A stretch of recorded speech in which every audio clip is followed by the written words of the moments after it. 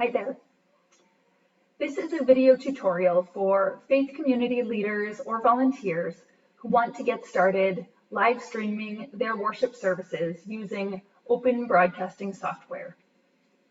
I work for First Parish Church in Brunswick, and like many churches, we really struggled with the technology side once COVID forced our worship services online. And we had an especially hard time when it came to incorporating multiple people into the service, whether they're clergy and musicians or lay participants. We wanted them all to be able to participate, but from their homes. So I'll be the first to admit that I am not the most tech-savvy person out there. I had never used video editing or live broadcasting software in my life until about 10 days ago. But a few good YouTube tutorials got me started and up and using the software within a couple hours. However, I did start to find that many of the tutorials out there involved pulling together a bit more software than I really wanted to juggle as a novice, or they presumed a more sophisticated multi-monitor tech setup than I have. So I thought it might help to create a tutorial with a more minimalist approach. So to get started with live broadcasting, here is all you need. You'll need a computer or a laptop. You'll need a good, fast internet connection. And you'll need this free live streaming program that you can download online. And it's called Open Broadcasting Software, or OBS. OBS is software that allows you to incorporate pre-recorded media, images, music, and even live streaming from your own laptop webcam or other cameras. And it lets you line up all those different pieces and then funnel it into one quote unquote live stream that you can then channel through Facebook Live or another streaming platform. That's pretty much all you'll need for digital equipment, so to speak, to get started. There are also some technology skills I'd recommend you be familiar with before you try to make this work. You'll need to be familiar with organizing and saving files, and you'll need to know how to download software off the internet. You and your team will need to know how to create videos either on a cell phone or using webcam or even a video camera. And any contributors to your worship service will need to be able to share those videos with you using a file sharing platform like Dropbox or Google Drive, because video files are typically too large to send by email. I would also recommend familiarizing yourself with some way to create transitional images or slides, which you can do in PowerPoint or using a free graphic design platform like canva.com, which I can link to below. Lastly, this tutorial is primarily for folks who already use and are familiar with Facebook and Facebook Live, but OBS will allow you to broadcast your software through many other streaming platforms as well. So let's give it a try. Okay, so the first thing we are going to do is go and download OBS. So we'll go to obsproject.com, and I'm on a Windows, so I'll download mine for Windows. But as you can see, you can download it on a Mac as well. And in the lower left corner, you'll see the progress. I'm going to skip ahead a little bit so you don't have to watch the whole thing download, but it took about 7 to 10 minutes on my computer, and that may vary depending on what kind of internet connection you have. Now you may find antivirus software that prompts you and wants to make sure that this is something that you're really downloading on purpose and that you really want to have access to your files, and so just check yes or go ahead on any of those prompts.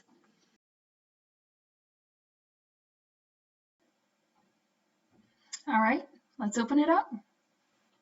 Now, the first time you open up OBS, you may be prompted to go through a setup wizard, which I was hoping it would do here, but since I've used it on my computer before, it's not prompting me to do that. But I would encourage you to go through the setup wizard and just accept their recommended settings, because they're kind of diagnosing different settings on your computer and your internet speed, and will optimize the settings to what your capabilities are with your technology. So the first thing I'm going to suggest you do is go here on studio mode and switch it to studio mode. So the way OBS works is it is going to channel any video or audio or any media you put in here through this preview. So basically you have this preview setting and then this program setting. And this will make more sense once we start putting media in. So let's try that. So in OBS, your content is divided into scenes here and sources. And within each scene, you'll have sources. So I usually open worship with a starting soon slide. And so this is considered my starting soon scene. And let's go and add the slide to it. So we are going to add, these are all the different kinds of content you can add. So for my opening slide, I'm going to use an image. And I'm going to name it Welcome. Your name of your source cannot be the same as the name of your scene. So I couldn't name it starting soon, for example. And I'm going to say, okay. And I'm going to now, this is going to prompt me to browse my files. And I'd recommend you save all your files you're going to want for your worship service in one folder. I keep it on my desktop, so it's right there for this week, my worship files folder. So, but you can find it in whatever folder you would need in your various files. So I'm going to use my starting soon slide. And you can create these slides in anything like PowerPoint or Photoshop, or even I use canva.com, which is a free graphic design platform. You don't have to download anything, and they have templates so you can make it really beautiful, really fast, and customized to the way you like it. So I've chosen that. We will say OK, and there it is. And so this is the preview.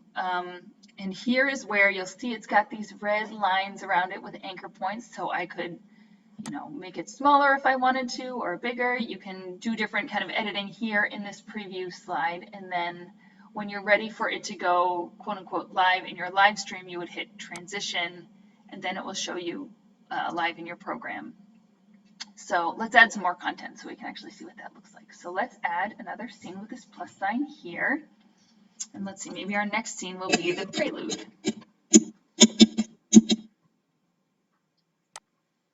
And we need to add some content for that. And so our prelude will be a media source. Any video would be a media source. So I'm going to call this Dr. Jane's prelude. And thank you to Dr. Jane for letting me use her actual prelude for this demonstration. Okay, we're going to browse and go right back to my worship folder.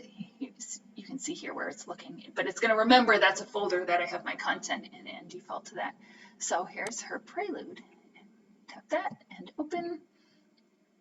Okay.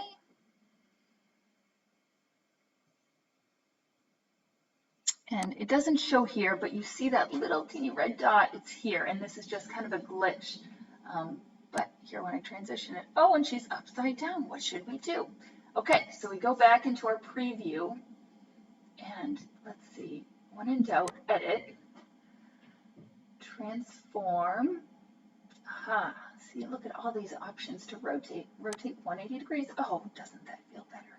And then transition it, and there she is. And so this program will be showing where you're going live. Right now, I'm not sending this anywhere to Facebook or anything, so it's really just for practice. But when you are actually streaming to a platform like Facebook, this will be showing you what is live on Facebook at that given time. So I want to talk a little about sound. So here's your audio mixer.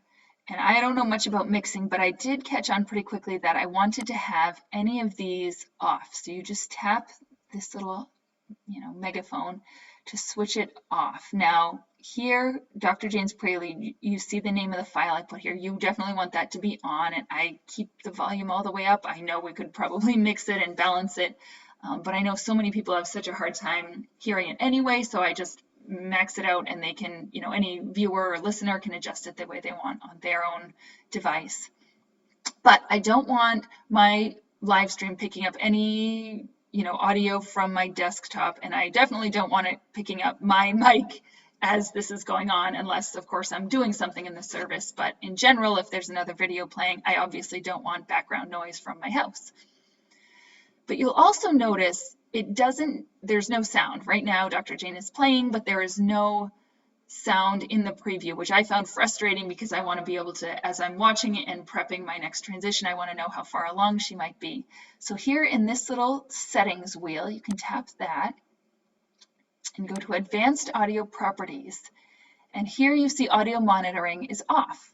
And I don't want desktop and I don't want my mic monitor off, but I do want Jane's monitor on, and I want monitor and output. If it's monitor only, that means her audio will not be outputting to our live stream, and we definitely want that to happen. So we're going to go monitor and output. And there she is. Of course, she just finished playing, so we missed it all. But that's how you turn your monitor on, and that will remain on just for this video. So unfortunately, for every other video clip you add, for if you have a sermon or if you have someone reading scripture, you're going to have to, after you input those, go in, do the settings, and make sure in Advanced Audio Properties you have that monitor and output on, and that will help.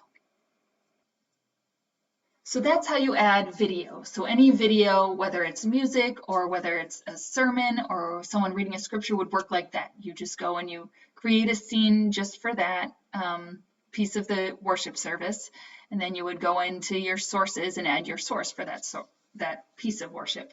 So what do you do if you have something that you want to include two different sources in your scene? So for example, for our doxology, we have just an audio file and a slide that goes on top of that with the words.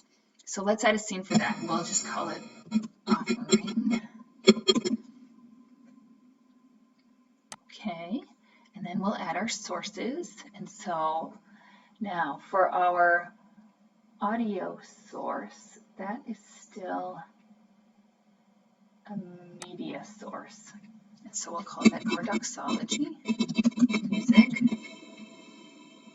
Okay, we'll go back to browse and it will default back to my folder, and there's doxology.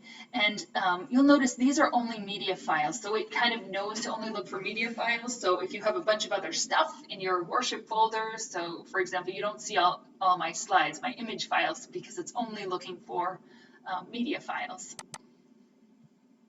And we'll add that. So there's our doxology music right there, and we're also going to want to put some words on top of that. And that will be an image, and we're going to call that words. And now you'll see it will only look for images. So here are all my images. And there is our doxology slide. So, okay. You can see, for whatever reason, it doesn't have that fill the screen, so I can go in my preview here and stretch it out so it's nice and big in the screen.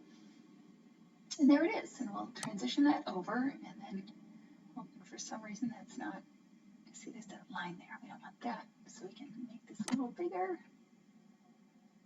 There we go. You can use your arrow keys to tweak it, you can use a mouse, however you prefer. Transition that over, that's better, isn't it?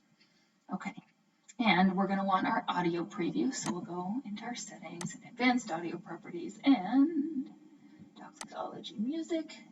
Monitor and output, and there it is. So that's how you add something with multiple sources, and there's these little lock boxes, and I think that just kind of anchors it down so you can't accidentally toggle it around while you're working. And this also allows you to adjust the layering, which doesn't really matter with audio and words. Obviously, we're not blocking anything else, but that will come in handy if you had multiple images or video in an image. And that's something we actually do for hymns. So let's try adding a hymn that we want to have video and audio and words. So video and audio will be in one file. So let's now add a hymn, one, in case you have multiple hymns in your service. And we'll want to add, we'll start with our media source. I think the hymn is For the Beauty of the Earth. All right, and we're going to browse. And here we are, For the Beauty. Now, we had Jane film this in portrait because we knew we were going to want to add words next to it. And so that's on there. You can see that red dot, and for whatever reason, it doesn't preview it. But I'm going to transition this so we can be able to see it. And now we can. And once you set this up, it will stay the way you want it to be. It's not like you'll have to send this to your actual live stream and then tweak it. You can get all this set up on your computer before you've actually connected to any real live media. So we're going to flip this 90 degrees clockwise. There we go. And then we're going to shrink her down, move her up, makes that nice and easy. And then you can even kind of edit this. So we're going to want her right there on the edge. So then we can fit our words right there. We can do that just so she's not lying down over there. And now let's add some more media. So this is a kind of tricky thing, but it's worth doing. We're going to do a window capture. But before we do a window capture, we have to get our window open that we want. So I have my lyrics and music for that hymn right here in my worship files folder. And here I have hymns and responsive readings. So we'll open that up. And here's our hymn, All Things Bright and Beautiful. And so what I'm going to do is kind of tuck this in one edge of my desktop, because I'm going to need to toggle between the window we're capturing and OBS itself when we're doing this. So I'm going to get that right there in the edge. And now get our OBS back opened up.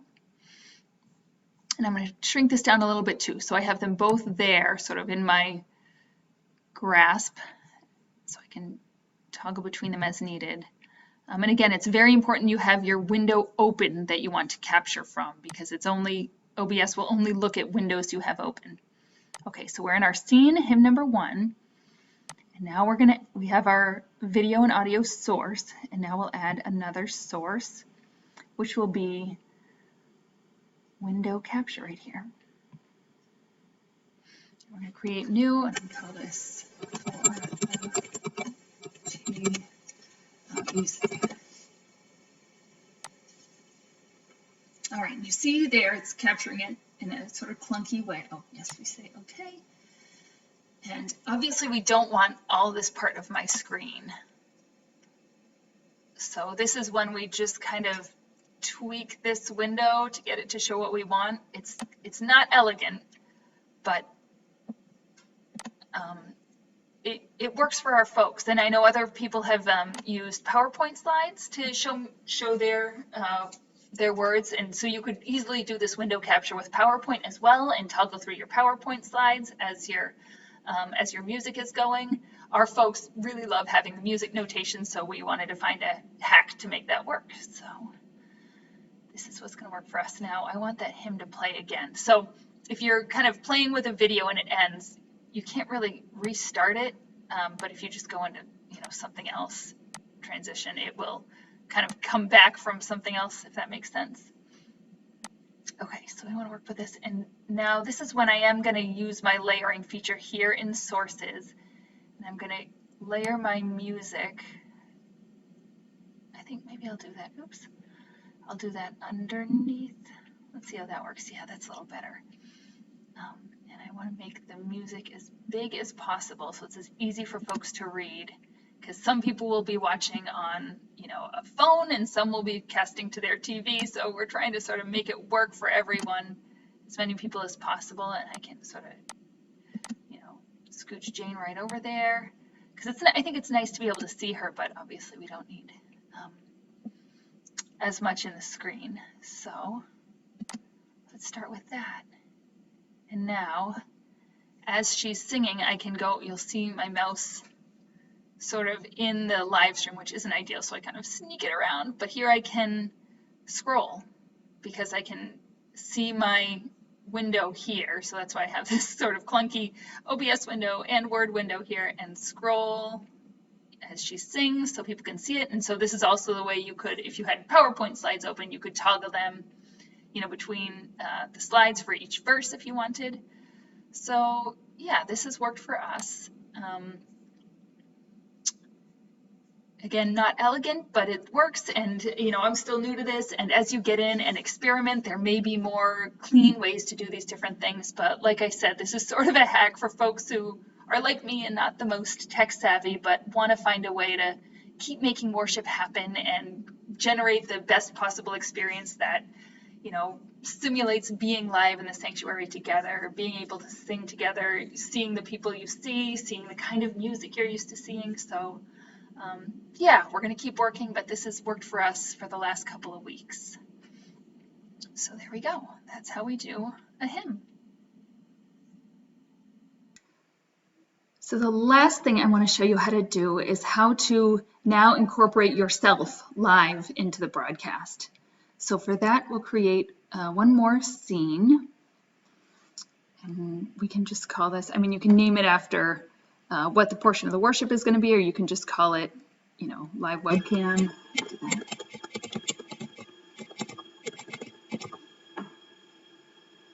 Okay. And then for the content, we'll go here with the plus sign.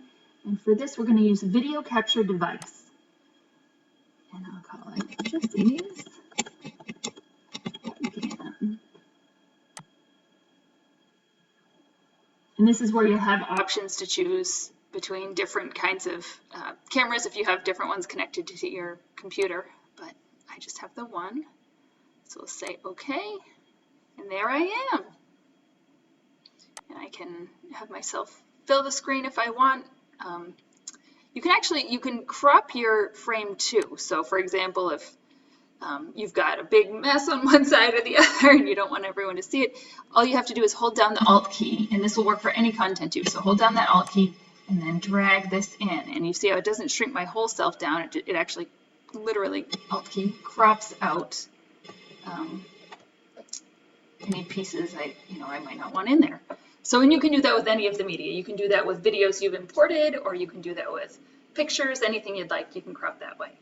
But this is a great way to incorporate some actual live content into your stream. So even though all of our other pieces of worship are pre-recorded, I've been doing the prayers portion because I can do this live and I can have folks type in their prayer requests in the comments. And so it is a way to show we are live and we are all connected at a certain time. So I have this streaming and I'll have, my phone sitting there, and I kind of have it watching on Facebook as I go with the sound off.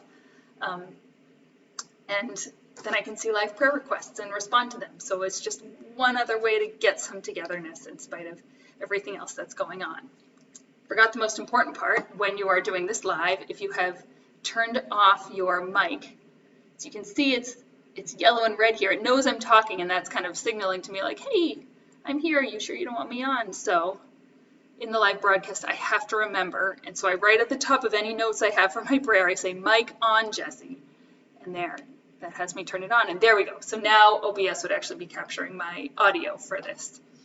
And then I have to remember after the prayer is done, when I turn it off, I definitely want to turn that off. So whatever music or whatever comes next, they're not picking up any background noise from my house or anything like that. So that's how you incorporate live video. And transition, same, just like any other thing. And you can also tinker with transition settings. So for example, if we had something else and I wanted to transition really slow for whatever reason, that's what we're looking for. We can always do things like that. All right, so now that we have all, components of worship, you've learned how to do video, multi-source content, hymn, and live things. I think those are all the pieces we've really needed to do our worship. The next thing we do is we send it to Facebook. So let's try that. So go to our browser, go to Facebook, go to your church's page, and go to post like you would normally, and you're going to start out like, a normal Facebook Live broadcast. But what we're going to do is tell Facebook to take its media from a stream key, basically from another type of content, not your webcam, because obviously a Facebook Live video defaults to your webcam, but we want it to use a stream key. And if you scroll down a little bit, any Facebook desktop live will take you to this kind of dashboard, this production screen they have. And you scroll down a little bit, you're going to tell them stream key. And here it gives you a stream key, and it even gives you a handy little copy button there. Now you go back into your production software, and we are going to go to settings right over here. Go to settings, stream. I'm going to delete this one and use the one it just gave me. I'm not sure if they change or not. And here we're in, want to make sure our service is Facebook Live. Here are some of the other ways you can stream. Default server, and then we're going to say apply, and we'll say okay. But just a note, your stream key isn't unique to your computer. The stream key is unique to the Facebook page. So when I first started this, experimenting with this, I would go get a stream key from my personal page, Facebook Live, and I would set my privacy settings to only me, or just me and a colleague who was helping me set this up. So I would get a different unique stream key. Same process. You would just go from your personal page and use that stream key so I could experiment and make sure things looked like I wanted them to, which I highly recommend doing. But then before you go to your actual church stream live on Sunday, you'll want to get a unique stream key from your church's page. And that basically tells your page where to collect your live stream from. So if we're ready to go, I would then make sure I have my First Parish Church, my welcome screen queued up here, and this, remember, this will be live, so I can have this live ready to go. And then I'm ready to tap whatever else I want to have next. So when we're ready to go live, I will tell this to start streaming. Here on the Facebook page, it gives you a live preview, waiting for live video. So that will populate, and you're still not live yet. There's one last step, and so we'll click that Go Live button once our preview shows here.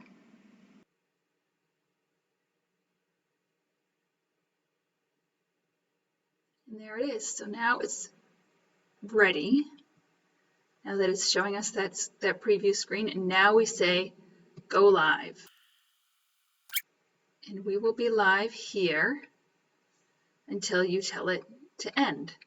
So once you're live, you can go into OBS and start moving through our worship service. So now this is the preview screen. So we'll queue up our next scene here. And this is what's live. So when we feel like we're ready to actually start worship, we either hit our transition button here or slide this toggle right here. Good morning. Today's prelude is Thy Word is Like a Garden, Lord by Samuel Wellman. And I'm going to turn off our audio preview. So